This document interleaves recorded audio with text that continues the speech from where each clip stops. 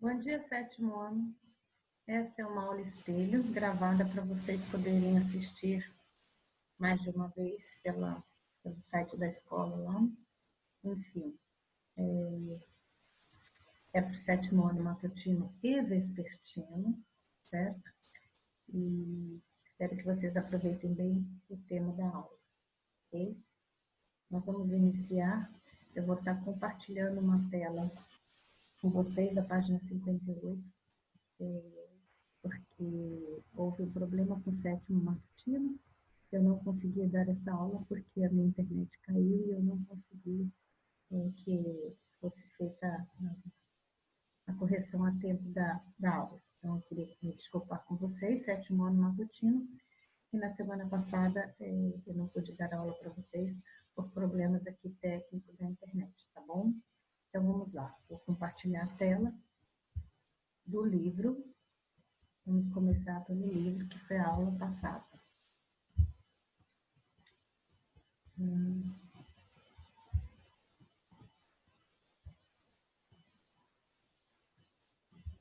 Então, nós temos aí a página 58 falando sobre os Afoxé Filhos de Gandhi. O Afoxé Filhos de Gandhi é um grupo, né, que surgiu na Bahia, né, e ele desfila, né, lógico, durante o ano inteiro eles têm as suas reuniões, as suas rituais, enfim, mas no carnaval eles desfilam e é um espetáculo maravilhoso que eu já tive a oportunidade de ver lá em Salvador. A palavra afoxé possui vários significados. Além de ser um instrumento, esse instrumento aí feito de cabaça é muito bonito também, é uma manifestação artística, também conhecida como candomblé de rua. Os cantos e danças dos afoxés homenageiam os orixás. Os orixás são entidades espirituais que representam os elementos da natureza, tá? Depois a gente pode falar um pouquinho sobre isso. Os cantos e as danças do afoxé homenageiam os orixás, que são os deuses das religiões, da religião candomblé. Essa manifestação afro-brasileira acontece no carnaval de rua, em cortejos organizados pelos chamados grupos de afoxé. Um dos mais conhecidos grupos de afoxé são os Filhos de Gandhi, tá? Fundado por trabalhadores da zona portuária em Salvador em 1949. Então, é muito antigo. O grupo recebeu esse nome por se inspirar nos ideais de não violência do ativista indiano Mahatma Gandhi, que nasceu em 1869 e morreu em 1948.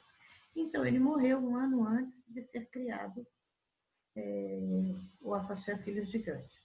Os afoxés, os grupos já existiam, né? Os Filhos de Gandhi, é que foram criados em 1949, após a morte de Mahatma Gandhi. Okay? Os Filhos de Gandhi baseiam seu som em um ritmo tocado na percussão chamado ijejá, cuja origem também é africana. Por isso, seus cânticos são entoados na língua africana iorubá. Para tocar esse ritmo, eles usam instrumentos como o afoxé, neste caso, tem aí o desenho, o atabaque, o xequerê e o agogô. Nós vamos ver isso ainda nessa aula. Vestem-se com roupas feitas com lençóis e toalhas brancas, inspiradas nas vestes indianas. Além da roupa e do turbante, usam colares azuis e branco. O azul é o predominante e o branco nesse grupo, nos Filhos de Gandhi, tá? E acaba ganhando, as pessoas que participam, que assistem esse cortejo, acabam ganhando de presente os famosos colares como forma de desejar a paz. Então, é um grupo que trabalha pelo bem comum, né, de todos, pela paz, né, entre os homens. Você conhece, né, tem uma pergunta aí, a outra manifestação do carnaval de origem africana? É claro que vocês conhecem, nós já falamos isso em outros momentos, né? Tem o frevo, tem o próprio samba, o carnaval, os desfiles de escola de samba, né? São elementos que têm origem, né, na cultura afro, né? E que se tornou, então, incorporou-se ao Brasil. Então, por isso, afro-brasileiro. Tá? Na página seguinte, nós temos aí uma aula prática, uma atividade prática para vocês fazerem em casa, tá?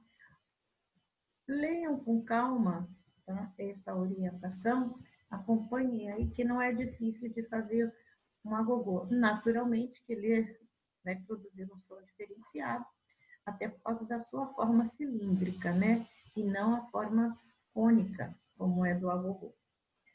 Vimos que um dos instrumentos usados para tocar o ijejá é o agogô. O termo tem origem na língua iorubá e vem de akoko, que quer dizer sino. Então, o agogô é um instrumento de ferro no qual uma alça apoia dois cones de tamanhos diferentes, e por isso eles produzem sons diferentes. Para tocá-lo, sempre se usa uma baqueta. Essa baqueta pode ser de madeira ou, em alguns casos, pode ser também de ferrinho.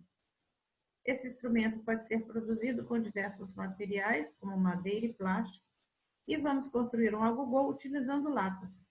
Para isso, você vai precisar de... Aí tem o material que você vai precisar.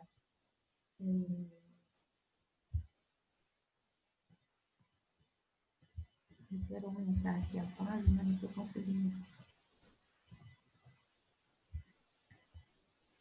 Bom, então vamos continuar. Então, nós temos aí duas latinhas, que pode ser também latinha de refrigerante, latinha de algum produto alimentício, como milho, enfim. O interessante é que sejam duas latinhas de tamanhos diferentes, tá? Uma colher de pau, que seria usada para percutir, para bater, para tirar o som, e uma fita adesiva, tá? Então, você vai pegar as duas latinhas, colocar uma ao lado da outra, passar a fita para que elas fiquem juntas. Não vai ter essa alcinha que tem aqui, né? Não tem problema, tá? Você vai segurar e, a partir dele, usar a colher de pau para fazer o som. É importante perceber que nem sempre acertamos na primeira vez, é claro, né? A execução musical exige treino. Basta estudar para atingir o seu objetivo. E aí tem uma proposta, né, de som grave e de som agudo, lembrando que o som grave, ele geralmente ele é obtido em tamanhos e objetos com tamanhos maiores. E o som agudo em objetos ou instrumentos com tamanhos menores. Um exemplo, para entender melhor isso, o violino. O violino, ele é pequenininho, né? Tem as cordas curtas e ele tem um som extremamente estridente. Ele tem um som extremamente agudo, fino e alto. Já o contrabaixo, né, que tem a mesma forma de violão, mas que é grandão, ele tem uma caixa acústica muito grande, as cordas são muito longas, então ele vai produzir um som mais fechado, um som grave. Assim também, a latinha menor vai produzir um som mais agudo, a latinha maior vai produzir um som mais grave. Então, vocês vão treinar aí essas batidas, 1, 2, 3 aí, no seu agogô. Experimentem, façam, brinquem, divirtam-se, ok? É uma atividade bem gostosa para fazer. Não vai deixar a mãe louca não, de cabelo em pé não, tá? Muito barulho na cabeça dela não. Mas eu gostaria que vocês fizessem para vocês se divertirem aí um pouco com música, acompanhando o ritmo de músicas que vocês gostam, que vocês conhecem, é bem legal, tá bom? Então é isso aí. Pessoal, vou interromper esse compartilhamento, porque nós vamos para a página seguinte, ok? Que seria praticamente a aula de hoje. Essa aula que eu falei até a página 59 refere-se à semana passada que eu faltei com alguns alunos, com o matutino, ok? Então, vamos lá, próxima página. vai falar de diversidade e identidade afro-brasileira. O que é isso, né? Identidade e diversidade. Vamos lá. Penteados, joias, estampas, ritmos, instrumentos musicais, tudo isso faz parte da estética afro-brasileira. Estética, essa palavrinha aí está muito ligada à arte, à beleza, né? A um movimento artístico, nesse sentido. A expressão desse modo de ser e fazer tem sido incorporada à publicidade, ao entretenimento e ao mundo da moda, por exemplo, revelando aspectos da identidade afro-brasileira, que nem sempre tiveram espaço. As mulheres negras, e aqui vai focar mais nessa questão feminina, tá? As mulheres negras tornaram-se importantes divulgadoras da estética afro-brasileira no dia a dia.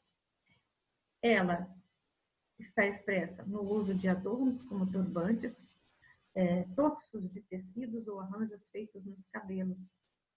Esses elementos não refletem apenas o gosto pessoal, mas possuem múltiplos significados. Além de resgatar valores ancestrais, eles revelam criatividade, autoestima, pertencimento e marcam com orgulho a história e o lugar das mulheres negras na sociedade brasileira. Tem uma atividade simples para vocês fazerem no livro mesmo. Façam essa atividade e vamos dar continuidade, que eu preparei um PowerPoint muito legal para vocês. Ok? Vamos lá.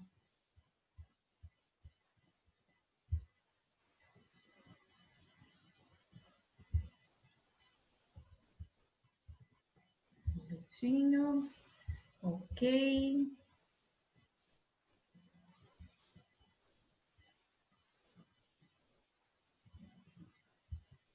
Vamos ampliar aqui. Ok. Diversidade, identidade afro-brasileira. Então, gente, esse é o assunto realmente que começa nessa semana, tá? Aquele pedacinho que eu falei antes foi só uma reposição de aula, tá bom? Diversidade, conjunto variado, multiplicidade de elementos que fazem parte de um todo. E eu dei um exemplo aí muito simples. Uma biblioteca há uma diversidade de livros, há diferentes tipos de livros, diferentes gêneros, diferentes assuntos. A diversidade é esse conjunto de vários elementos de um mesmo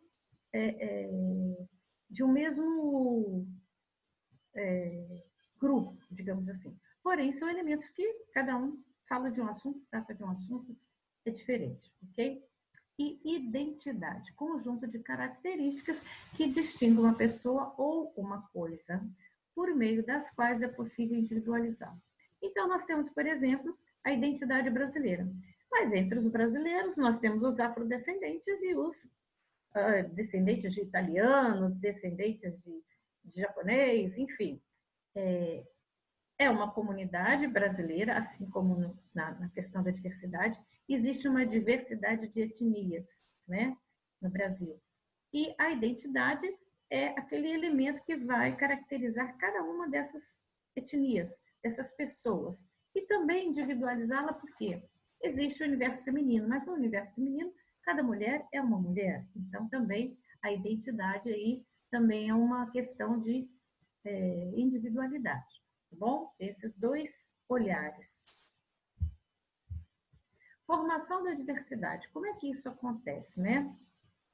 Nós já falamos isso em outras ocasiões. Os escravos possuíam uma grande diversidade cultural devido à sua origem distinta e por pertencerem a diversas etnias com idiomas e tradições distintas, pois eram oriundos de diversas regiões do continente africano. Já no Brasil, quando eles chegam aqui, eles souberam assimilar e interpretar e recriar certas práticas. Então, eles vão se misturar com os indígenas, com os portugueses, e dessa mistura, né, de culturas diferentes surge, então, a cultura afro-brasileira. Ok? Os dois grupos de maior destaque e influência no Brasil são os bantus, que foram escravos trazidos de Angola, Congo e Moçambique, e os sudaneses, que foram oriundos da África Ocidental, do Sudão, e da costa da Guiné. Todos da África, porém, de etnias diferentes, né? Eles aqui se juntaram, começaram a falar a mesma língua, trocaram informações sobre os seus hábitos e os seus costumes e religiosidade e foram, né, assimilando aí também a cultura dos portugueses e isso foi se mesclando. Então, por isso, no Brasil, a diversidade cultural é muito grande, porque existe uma mistura de etnias vasta, né? A música e a dança. A influência afro-brasileira está presente nas expressões como samba, jongo, carimbó, machixe, maculelê, maracatu. Esses são tipos de danças, né? E de músicas, a música e a dança estão quase juntas, né? Que existem e que são de influência africana. Eles utilizavam instrumentos variados, com destaque para o afoxé, de novo falando do afoxé, atabaque, berimbau, tambor e outros, né? Não podemos perder de vista que essas expressões musicais também são corporais. Então, a dança está aí junto com a música. Elas refletem nas formas de dançar, como no caso do maculelê, uma dança folclórica brasileira, e do samba de roda, uma variação musical do samba. Tá? Então, nós vamos ver a dança aí, né, com a música. Finalmente, merece destaque especial a capoeira. Ela é uma mistura de dança, música e artes marciais. Então, aí temos alguns instrumentos, né? O pandeiro, que vocês estão vendo aqui, cadê? Ok, volta. O pandeiro, que vocês estão vendo aqui, ele está sempre presente nas rodas de capoeira, nas rodas de samba, em algumas outras danças e grupos folclóricos de origem africana. O berimbau, aqui ao lado, berimbau. No berimbau, o dobrão, a baqueta e o cachixi fazem parte do berimbau, tá? O agogô, vocês viram na página do livro, e o atabaque, que é esse tipo de tambor aqui, muito usado, né, na música afro-brasileira e nos grupos de folclore de origem afro. Aí, então, a capoeira. E aqui nessa imagem que está em silhueta, né, temos aqui ó, um pandeiro, temos aqui dois berimbau. Aqui provavelmente, né, tem um atabaque.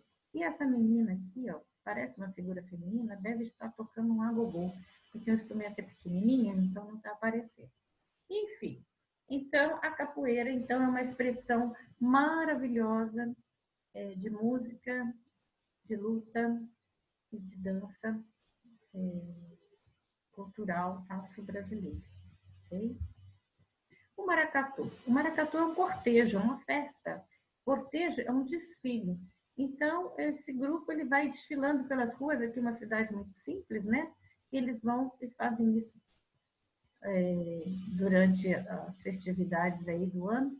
Aqui, normalmente, é um rei que fica, que é uma representação de um rei, né? Enfim, é um desfile maravilhoso. Tem os instrumentos musicais que eles carregam também, ali atrás eu acho que vem os músicos, e as baianas vêm dançando na frente. É maravilhoso o maracatu, é muito lindo.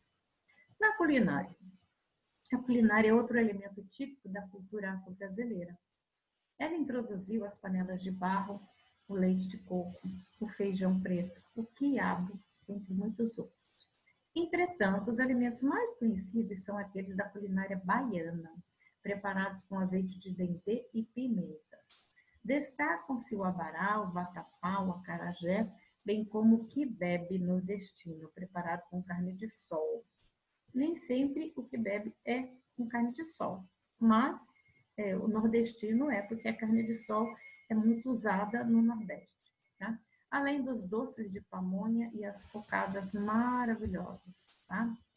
E as suas variações cocadas com abacaxi e cocada. Mas a cocada tradicional é a cocada branca ou é a cocada preta, né? É a tradicional mesmo. O prato brasileiro mais conhecido de todos é a feijoada. A gente fala em culinária africana, feijoada, né? Ela foi criada pelos escravos como uma apropriação da feijoada portuguesa e produzida a partir dos restos de carne que os senhores do engenho não consumiam. Então, eles davam as carnes para os escravos e os escravos lá faziam a sua comida, a sua feijoada. E nós temos hoje uma feijoada maravilhosa que é um prato típico brasileiro de origem afro-brasileira, ok? Aí tem, para vocês verem, o caruru e o quibe. O caruru é feito com quiabo, com camarão, cebola e azeite de dendê. Eu, como gosto de camarão e adoro quiabo, eu acho esse prato, assim, delicioso. E tem o quibe, que é, nesse caso aí, não, você não vê carne, né? É um quibe baiano, que só é feito com abóbora refogada. É como se fosse um purê de abóbora, ok? Religiosidade. A religiosidade também tem uma influência fortíssima dos africanos no Brasil. A religião afro-brasileira se caracterizou pelo sincretismo com o catolicismo. O sincretismo, então, é uma prática onde os escravos escolhiam um santo brasileiro para representar um deus da sua religião, porque eles não podiam praticar a religião deles, eles eram proibidos, né? E assim, usando um santo da religião católica, eles conseguiram, então, continuar cultuando os seus deuses e os seus orixás.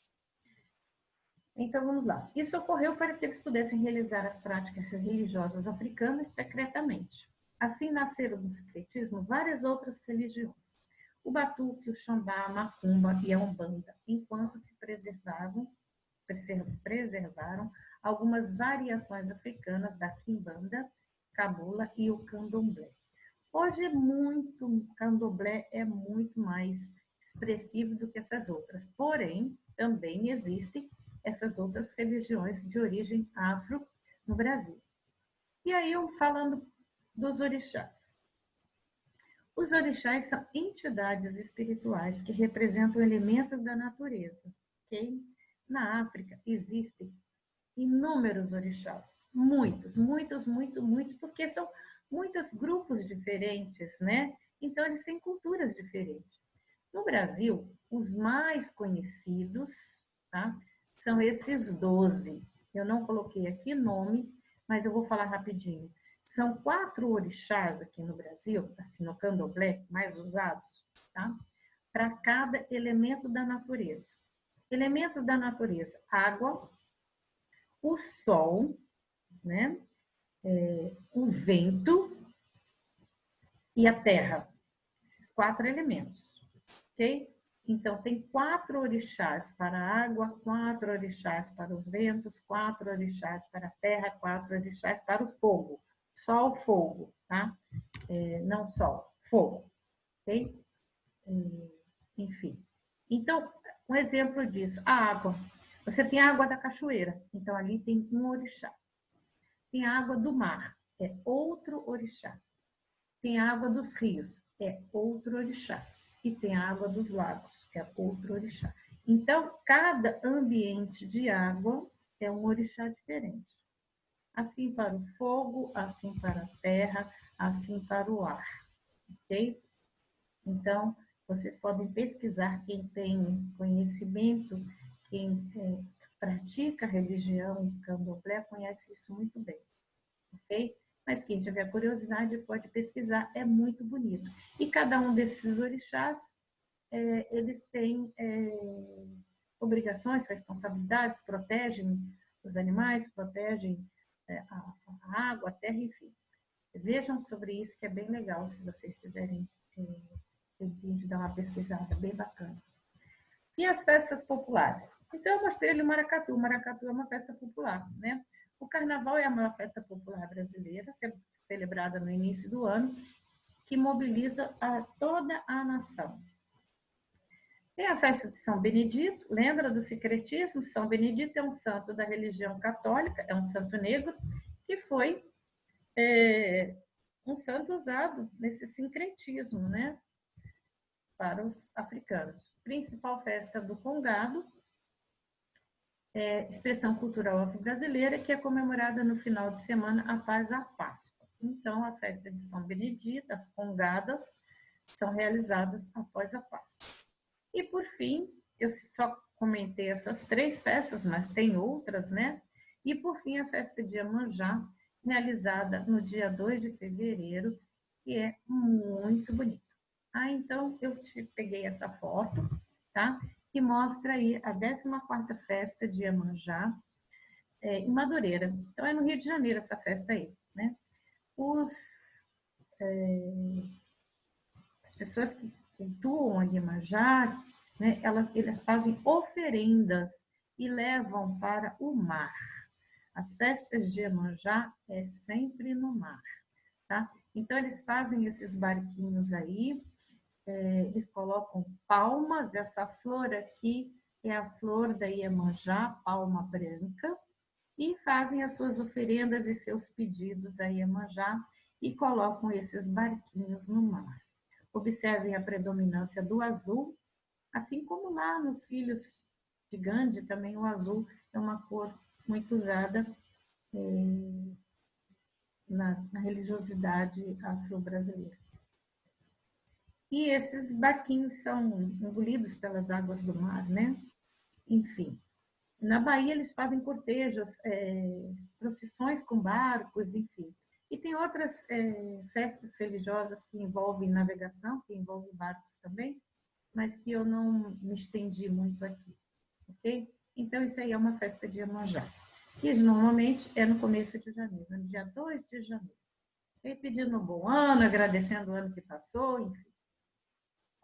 Então, vamos falar, então, a identidade afro-brasileira. Por que é importante a gente estudar e conhecer essa cultura afro-brasileira? Tá? Os estudos nos livros didáticos de arte sobre o tema identidade, diversidade, cultura afro-brasileira, representações da produção artística e cultural do segmento negro e de sua tradição cultural é muito importante e tem contribuído para resgatar a arte, a estética e a cultura negro-africana em seus diferentes aspectos e a sua forte presença na cultura brasileira. Tudo isso é muito importante porque vai resultar na valorização da identidade cultural do segmento negro. Vai resultar na redução do preconceito e das discriminações. Então, assim como é importante estudar a cultura indígena, porque os indígenas também sofrem discriminações e preconceitos, tá? É importante também conhecer a cultura africana, conhecer a história, né? E é dessa influência tão forte no Brasil, porque os negros também sofrem muito preconceito, muita discriminação. Então, isso é muito importante no estudo, no conhecimento, porque negros, africanos, indígenas ou qualquer outro povo que convive aqui no Brasil, qualquer outra etnia que convive com os brasileiros, que tem filhos que nascem no Brasil, né? Fazem parte do povo brasileiro. E nenhum merece discriminação, nenhum merece preconceito, todos merecem respeito e valorização. Então, nós temos aí em São Paulo, no bairro da Liberdade, um conjunto importantíssimo, que são os japoneses, e assim todos fazem parte do nosso contexto brasileiro. Minha gente, por hoje é só. Nós vamos terminando aqui a aula, certo? Eu espero que vocês tenham curtido bastante. Aguardem só mais um minutinho, por favor.